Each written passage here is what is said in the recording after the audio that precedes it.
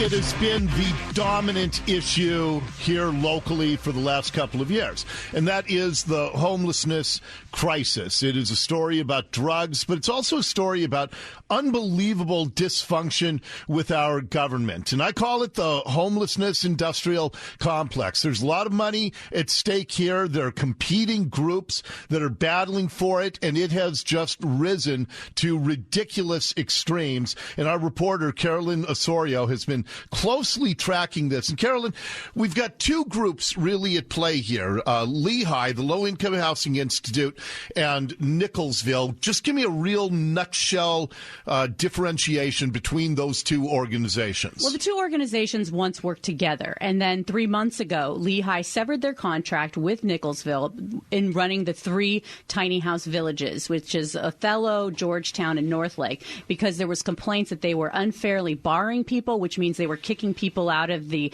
tiny house villages unfairly. There was like rampant drug abuse, allegedly, just tons and tons of problems. So they just decided, we're cutting the cord. They couldn't get on the same page with the memorandum of understanding because Nicholsville believes in democratically run, the organization should be self-managed, but they weren't, according to Lehigh, self-managed. It was just out of control. Well, look, they say they want to be democratically run, but they got a guy at the top who's dictatorial. His name's Scott Morrow. We've tried to get him on the show. He hangs up on Nicole. He's hung up on me. I believe he's hung up on you, if I'm not mistaken. He hasn't hung up on me. I actually went to one of the, I went to the Othello Village to interview him, and he would talk to me, but only off the record. Oh, that's right. Okay. Yes.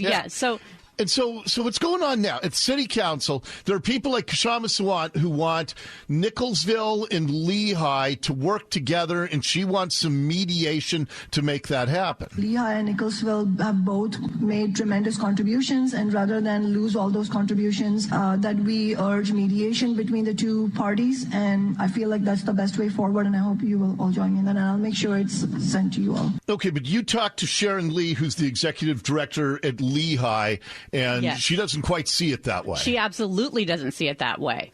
Scott and a few of his loyal supporters told everybody to go on strike. And so they refused to help out. They refused to do any chores, which is, what they were supposed to do from the very beginning. And so they refused to cooperate with our staff.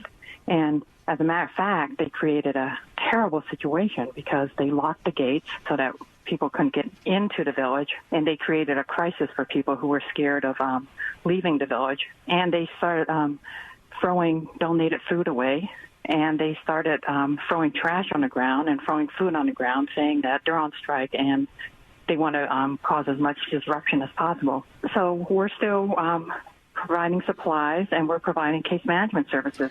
It's so confusing because if Nicholsville was cut off from funding months ago, why are they still around, and why is Scott Morrow still a player? Well, and that's a problem that Sharon Lee from Lehigh says. They want him out there. They want the city to help them get him out of there. In fact, she says she goes to the city every week saying, please help us get Scott Morrow out of here. They need the SPD to do it because they're not the city. They are not, they're not the police. They own the property, but they need the police to go in there and get him out. And every week she goes and every week she says, they say, be patient. And Scott Morrow, last time you told me about all of this, he was sleeping in the kids' area and, like you just or Sharon Lee just said in that soundbite, making them throw out donated food, and he just refuses to leave. Scott Morrow is still camped out there. So he is interfering with people using the kitchen. He's using the community kitchen as his office. It's a place where everybody wants to use the kitchen, and he's in the way. And then he's still sleeping in the tent. There's a community tent where we have all the children's toys and, bicycle toys and things like that.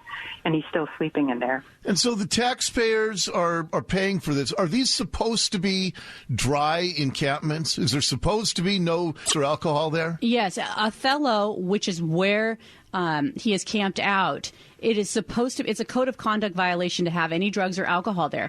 And in spite of that, she says, Sharon Lee says, drugs are running rampant, which is why they installed security cameras, because they are trying to get this under control. And so they've had success with the 2 other tiny villages, but they don't have Morrow there. And so he's really, this is the last stand. The one that Morrow is at is allegedly by far the worst. Yes. Okay. Yeah. And that's the one Lehigh tried putting cameras in. We are the ones who put the security cameras in. We do want security cameras. We have a drug issue that Nicholsville allowed to happen under their watch, and we are cleaning it up. So, Dori, the main thing here, too, the takeaway, is that why would city council members sign on to a letter to support mediation when there's been so many allegations? We've done so many interviews with people, residents of the tiny house villages who have come forward and said, hey, we've been forced to, do political activism as part of our PC credit. We've been forced to, do things that we don't want to. There's drugs running rampant. Scott Morrow has been accused of, taking donations and just they're gone.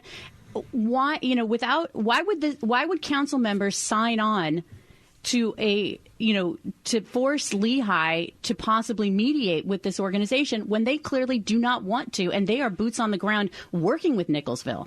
And do you have any suspicions on that as to why they would? Because it's insanity. And I think that there are very powerful forces in our city government that want to destroy our city so they can rebuild it in their socialist image.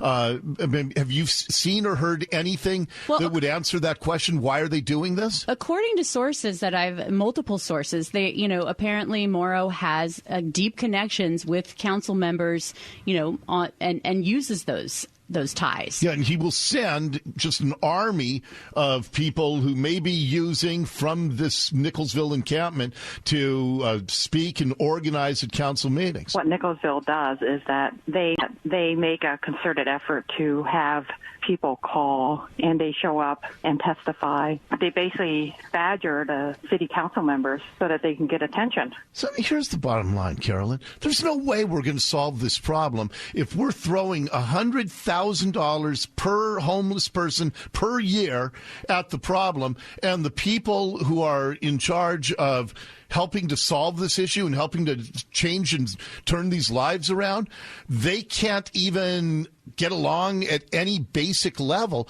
Of course this is going to get drowned in bureaucracy. Well, it already is, Dori. Yeah. So I have calls out to the mayor. I've asked for an interview because every time I ask the question, which is like the question that everybody is asking, like why at the basic level, if he is not an employee and he does not live at Othello, why is he not being removed? I've asked that multiple times, and a representative with Mayor Jenny Durkin's office said, quote, that the city is in close communication with Lehigh and that both the Human Services Department and SPD are monitoring the transition to ensure any solution is long-term, peaceful, and helps residents secure the services they need to find permanent housing. So the question is not being answered. No. Yeah, and that is the homelessness industrial complex at its very worst, and that's why the problem continues to get worse instead of get better.